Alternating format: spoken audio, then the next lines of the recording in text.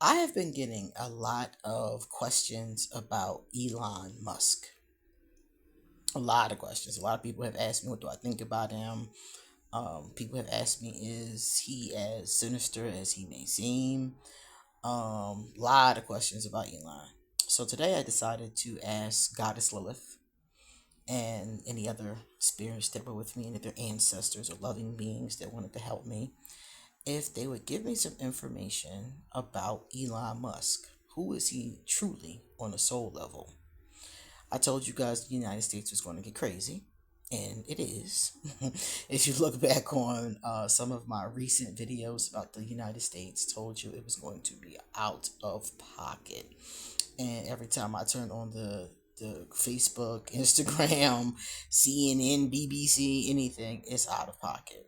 So let's look and see what role in this does Elon's energy really play. Like, who is he and what is really going on here? My name is QueenAusetHeru, and thank you for joining me for another wonderful edition of Ask an Aquarius. If you haven't already, please hit the red subscribe button and smack the bell. Also, if you like this video, please give it a thumbs up and pass it on to anyone, everyone who might like it too. Please drop us a positive comment in the comment section. And if you want to get your own personal reading done, hit me up. All of my information will be underneath this video. At the very top underneath this video, I will put every deck I'm using. I'm using some really cool decks as always. So I will put a link to where you can find them if they are currently available. If they're not available, I'll just put the name of the deck. Alright, so first of all, I asked them to framework this a little bit differently today. I have a lot of cards here. But what I wanted first was a framework of I wanted them to tell us in a story. What is the story of Elon? And they gave me the Banshee. Now, when I saw this card, I stopped dead in my tracks. I was like, we're in trouble. We're in trouble. Because if Elon's energy is representative of the Banshee, it is representative of grief. Grief for everyone who is involved in this situation. So I'm going to read this to you directly from the book because I really think it's worth listening to. Grief is love that has nowhere to go. It is important you take the time to properly grieve a loss, no matter what form that may take. Sorrow and grief are natural parts of life and can renew you. You should understand that you will die, and you should prepare yourself. Find the joy in life. Keywords: grief, joy, feeling, unfeeling. A banshee is from the family of the Fae and is recorded by the Irish and Celts. The banshee, always female, keens or wails to members of the family of someone who has or soon will die. They foretell the death. Sometimes the banshee will walk with someone for a time and then begin their laments. The human quickly realizes that they are fey by the sound and are stricken with worry or grief. Sometimes a banshee will be seen from within a household that has sickness within. And of course, this heralds that someone will die from that sickness. It is believed she springs from the burial mounds that were a feature of ancient Irish culture, and that these may well be the Fae who lived in these areas. There seems to be no agreement on what a banshee looked like. She could take the form of a pretty young virgin, or a tall or short woman, or she could be old and haggard with red eyes and stringy hair. There is, though, certainly agreement on the voice. It is always mournful and desperately sad, and cannot be mistaken for anything else. So, when you get the Banshee card, it's not a good thing. I mean, that's just the bottom line. It's an omen. So, Elon is an omen of sadness. So, people are going to die. People are, and they've already died. There's going to be sickness. There's going to be sadness. There's going to be illness. His arrival on the scene indicates that things are going to be very upsetting, and they already are. Like, this doesn't surprise me. It hurts my heart to see it, honestly, but it really does not surprise me. So Elon's involvement with this administration is going to cause death. It's going to cause sorrow. It's going to cause, people to lose things such as jobs. Things like that are already happening. So the Banshee is telling us this is going to be a time for many people to grieve. But notice that it also said joy. Do you remember that part in the very beginning? The joy is about finding joy anyway. Finding joy in everyday things, finding joy in love, finding joy in your family, finding joy in other ways. I mean, regardless of what you're doing or not doing about this administration, and I honestly believe a lot of people aren't doing enough anywhere near it. Regardless of what you're doing or not doing, life goes on. Regardless of who is in charge of the world, the life goes on. So you still have to find joy. You have to wake up. You have to love your kids. You gotta drink water and feed the cat. You still have to do mundane everyday things. So that card is saying, even though there is sadness, even though there is sorrow, even though there are these things, what they're telling us in this card is that we all, I'm trying to figure out which one of these goes where. This is our temperance card. It's saying that we all still have to find ways, small ways, large ways, any ways, to find joy. So this is not good. Let's see what the tarot cards tell us. Tarot says, I asked basically, what is the deal with Elon? Like, what are we dealing with here? They told me that we're dealing with the reversed queen, the reversed Queen of Pentacles. So I'm going to tell you what each of these means. What this is saying to us is that the situation is that Elon has come to drain the United States Pentacles of the Pentacles. This is just basically a business opportunity for Elon. This is not it's a little bit more to it, but for the most part, this is a business opportunity. He came across Trump, and before he became president, we all know that the tech bros, as they are called, had a lot to do with Trump and his campaign. So he came along, spent a great deal of money from what I understand, because he knew he was going to try to make a great deal of money. This is simply a business arrangement. He is going to try to make as much money as he possibly can off of the United States, which is the business deal. Whatever contracts he can get, whatever monies he can get, whatever he can get, that is the whole purpose. They told us not to deal with this man. This man is dangerous. Remember Pocahontas? These men are dangerous. No one is to go near them. That's what this card is telling us. It's Temperance reversed. Beautiful card. And when it's reversed like that, it means that he is not for the people. He's not for the United States. He's not for the land. He's not about any of that. When that Temperance card is reversed, they're telling us we should not trust him. We should not intermingle with him. Temperance is about bringing things together. So they're saying we should not come together with him. We should not roll with him because he does not have our best interest at heart. As an American citizens, I'm talking about. I'm not talking about one group in particular. I'm talking about the whole country. He doesn't have the country's best interest at heart. He doesn't care about the country. All he cares about is card number 1, the Pentacles. He cares about draining the country of the Pentacles. Not the people, not the land, not the animals, nothing else. So this is really bad. That's why the Banshee was there. Because he doesn't care who gets hurt. He doesn't care who dies. He doesn't care who loses their job. He doesn't care who can't feed their kids. He doesn't care.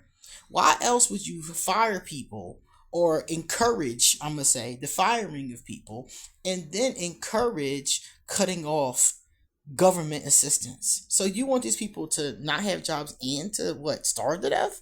Like, seriously, this man doesn't care about any of that. He cares about those pentacles. And what's going to happen? This is the 9 of Wands card, and it is reversed.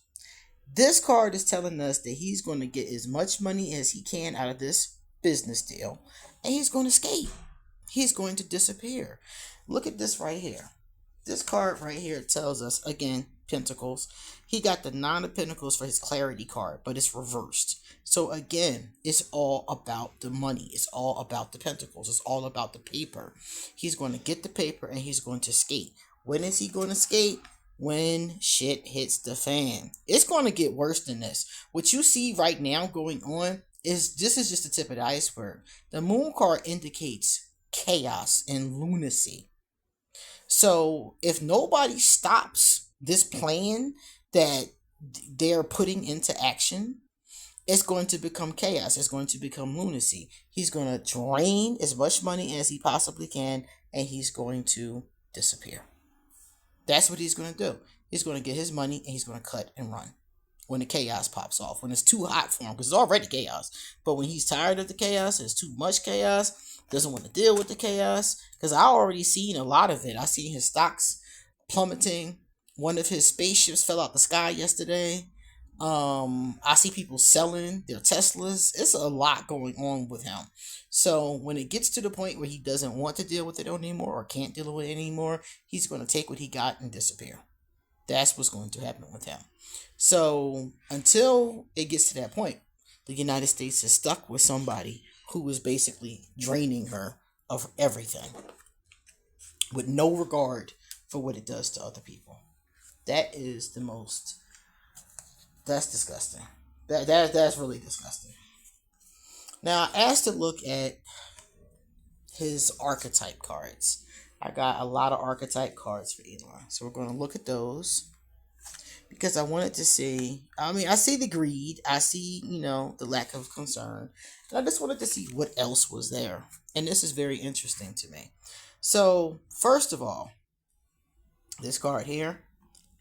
It says that he's really good at negotiating, making strategies, in his personal and professional life, it says here. And he knows how to respect both sides of an argument. That's a very Libra energy to me. Not to say that he's a Libra, because I don't know his sign, but I'm just saying that's a Libra energy. It's somebody who can respect both sides of an argument. So really, they have no side. They really have no allegiance. Their allegiance is to themselves. Okay? Very interesting that he got that card for his very first archetype card. He's great at negotiating. He's great at being fair, making strategies, business deals. And we do see it in his personal life. Look at all the women that he has managed to talk into having children for him. I think the man has, 13 kids or something like that from different women. So he's pretty good at personally and professionally at talking people into negotiations. I agree. But that part about, understanding and respecting both sides of the argument, that means that basically he's going to not really take a side. He's going to basically see both sides of something. That's a very fair way to see things. So I'm not, saying that in a negative, but the problem with it is that means you have no side. That means everything that you're doing really is for yourself. It's for you.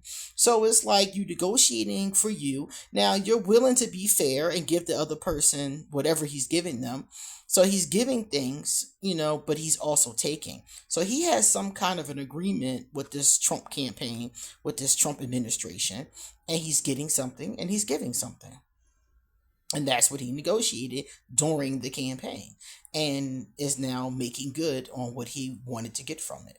So that's what we see here for his mediator abilities. That's how he got in this position. But he's also a child. Look at this. The child orphan. Now, he does have a family. That doesn't mean he doesn't have a biological family, but it does mean that he has feelings of abandonment that stifled his maturation, seeking inappropriate surrogate families. Remember I just said how many kids he had? And I talked about the women. He's seeking these inappropriate surrogate families because apparently during his maturing stages, his youth, something went on with his actual family that made him feel like an orphan. Quite frankly, made him feel abandoned, made him feel not nurtured, not loved. I don't know anything about his family. All I know is I heard a quote from his father, and it was not very loving. It wasn't very loving. He basically was criticizing him about something, and he might have been right what he was criticizing him about. I don't remember, but it wasn't something I would say about my child. on national television. Okay, so I get that. So this is the issue right here. So this one came up reversed. That's how we know it was his shadow. Then it says, look at this one, his goddess shadow. Exploitation of the female nature and form. So he exploits women, and a man who exploits women for their nature, for their form, for their bodies, for their ability to give birth, things like that. So he has no real love and respect for women, and that's somebody who is misogynistic. um and I've seen this. I've seen how he talks about women, so that one doesn't surprise me at all. And then he never has like a faithful like partner or a mate. He just seems to have these kind of strange agreements. Once again, these personal negotiations. So that's odd as well, and it probably has something to do with his relationship with his mother. They just talked about his problems with his, in his early life. There's something going on with his parents. Now, this I found to be very strange, weird, and out of pocket. This card here, it says he has some type of unnatural, and we're going to see why I said it's unnatural, some kind of unnatural fixation on human beings and having the perfect body, the perfect physique. Look at that. This is his idea in his mind of the perfect person. Kind of looks like him too. So he has this thing about the perfect person with no imperfections. I guess all of us basically have those, but the people he wants to kind of develop, like engineer. It reminds me of like Captain America, Universal Soldier kind of stuff. That's what this reminds me of. And another very famous dictator was into stuff like this. Um Germany, 1930s, ring a bell? He was into stuff like this too. Making perfect things and weird experiments and stuff like that. This is disturbing because whenever somebody gets into this kind of stuff, it could turn into experimenting on people. It could turn into all kinds of weird stuff. You've seen it in the sci-fi movies, and he is really like that. This is not a movie. This is not a Marvel. This is not a drill. He is actually like that. If they told me he had people strapped to tables in his basement, giving them universal soldier juice, I believe it. This is the kind of person that would do something like that. And the thing about it is that he's the kind of person who has the money, the clout, the power. He has it to do something like that and get away with it. This is a very scary man. Seriously. No wonder the banshee was calling. But look at this right here. This is the part I asked, what does he think about what he does? He does not think he's evil. He does not think he's evil. He does not think he's wrong. He does not, because some villains know they're a villain. Not this villain. This villain thinks he's a healer. He thinks he's helping us, y'all. He thinks these little crazy methods that he's doing over here, not so much the stealing and of the country, the resources, not that part, but the little stuff that he does with his little companies and stuff. He thinks he's saving the rest of us. He thinks that he is going to save the world. He thinks that he is the healer. Let me see. I'm trying to get it to focus for y'all.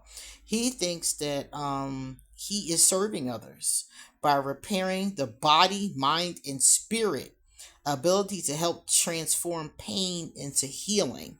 So he thinks that by doing this little universal soldier experimentation, which is not funny, so I'm laughing out of nervousness, quite frankly. He thinks by doing this, he's going to save the rest of us. He's going to save humanity, not just a little bit, not just us right now. He's going to save the world. His experimentations are going to save humanity from pain.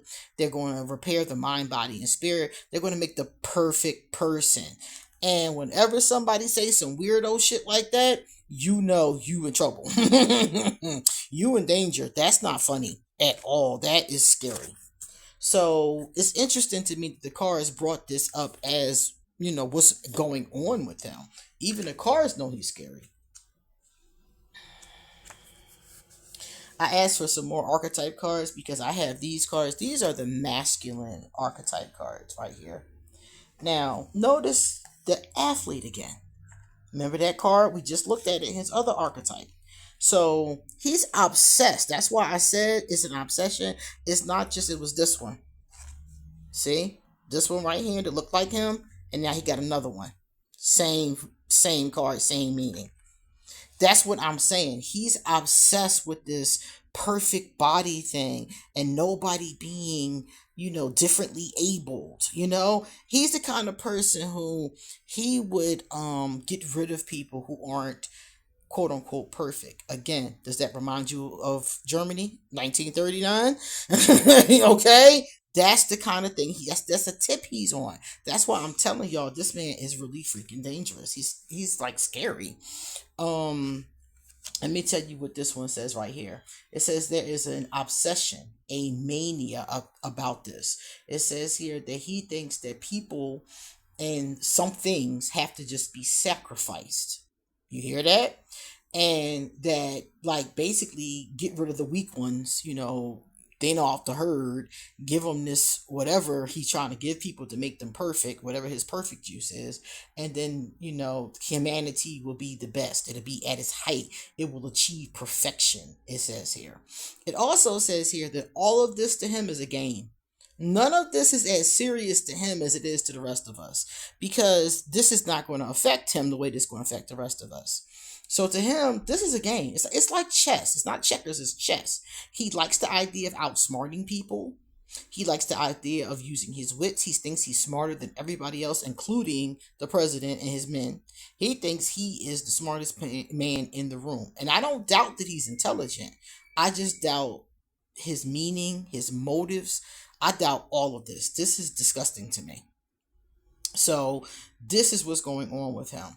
Then it says here, look at this final approach. Didn't somebody have something called a final solution? You see these parallels? I don't like these parallels. The final approach. This is telling me that what he is doing, what he's planning to do, I don't think he's going to be able to completely live out his plans, because they're telling me he's actually coming to the end. So this means that there's a very strong possibility that his influence in politics is going to be cut short. I think DT is going to double cross him. DT double crosses everybody eventually. So I think he's going to double cross him in some way, and this is all going to be over. We're at the end of this. So whatever is getting ready to happen in the next 4 years, we're going to see the end of Elon Musk. This is not going to keep on going on. So I don't know how that's going to happen, but they're telling me we're coming to the end of this. It's going to take a little bit of time because it was reversed. That means there's still some more crawling to go, but we're at the end. And this is his, look at this card. This is the provider card. He got this card reversed as well. These two were reversed. So the provider card, look at the hands. The hands, when they're going in this direction, are giving to people, being generous. When they're like this, like he got it, it's giving to yourself, keeping for yourself, keeping it all, the harvest, the bounty, as they call it, for yourself. So this is all about greed, and that's what I was talking about before.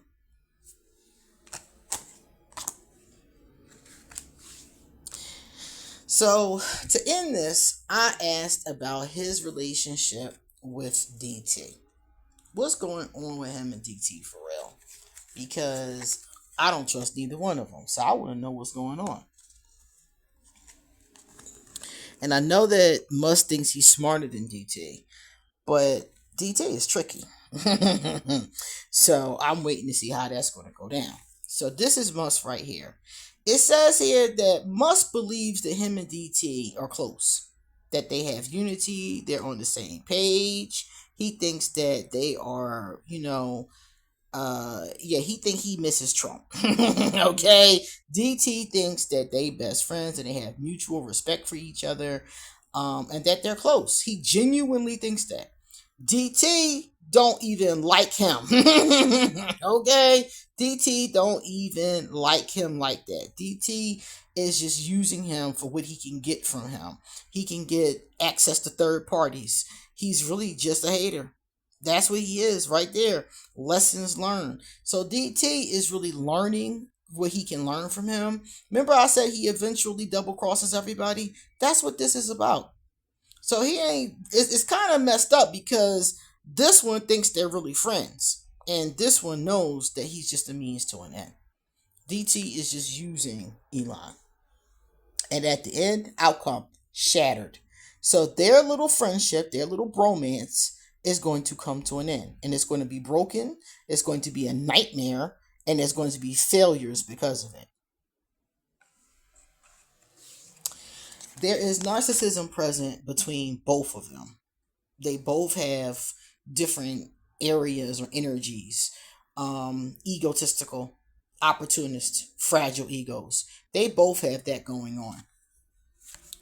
There's a lot of toxic masculinity. Masculinity in itself is not toxic. Masculinity in itself is beautiful. Authority, discipline, father figure energy. It's that kind of thing. But when you have a person who's a narcissist, this becomes toxic. So you have a person who's misusing their authority. You have a person who is trying to create, remember I said these perfect body things he got going on? That's Elon. And it says here that there's discipline, and Elon kind of sees Trump as a father figure. It's kind of interesting that Elon actually does like Trump. Trump just don't like Elon. He just using him like he uses everybody else. And remember I said the outcome was shattered, cutting ties. So they're going to, well, I ain't going to say there. He's going to. DT is going to double cross Elon. Whatever he promised him in this deal, he's going to give him some of it, but he's not going to give him 100% whatever it was he promised. He's done this many, many times with other people before too. He's promised, for example, he's given contracts to like a company to do work for him, paid them a certain amount of money, then wouldn't pay him the rest of the money, and then when they sued him, countersued them, and refused, still, try to refuse to not give him the money. So that's what's going to happen here. He's going to double cross him in some kind of way, and they are going to fall out. It's probably going to be very public, and then they're going to cut ties. Because Elon, at some point in time, is going to awaken to the fact, because something, I've noticed this with Elon. Remember they said Elon really just wants his little perfect people, and he wants his money. DT is on a whole different vibration than that. DT has had money for a very long time. I don't even know what DT's motivations are at this point, other than it seems like destruction. But he has all kinds of other stuff going on, all kinds of other deals. And if he got to double cross Elon to get his other deals or whatever it is he has going on, other irons he has in the fire, that's what's going to happen. So at some point in time, you're going to see these two collide and explode. So that is what is going on with Elon. He is gutting the country for as long as he's able to gut it, and then something going to pop off and he's going to disappear. So what I would say is that people who are in this situation fight, resist, like they always say, legally. You have rights, you have lawyers. That's what they're for. Fight legally, and don't let these two. Don't let Elon rob the country and run, and don't let his crony do things that are harmful to the country, to the people, to the world. We all have an obligation to get off our asses and stop this. Stop hemming and hawing. Stop pretending like you don't know if it's this or it's that. You know what it is. You know what it is, and you know that you have an obligation to do something about it. A lot of people, I hear them pretending. I see you. I see you scared. I see you. I see you scared. I see you pretending. I see you being apathetic. I see you being complacent. I see people who are like, well, it's not me. It is you. It's you. It's your country. It's those like you. And if things are happening and you see them happening, do something again about it. Get politically involved. Get, legally involved. Do something. Economically involved. There's boycotts going on. Write letters. Call your congressman. Do something. Alright, guys. This is QueenAusetHeru. Please come back soon, because I got a lot more to say. See you later.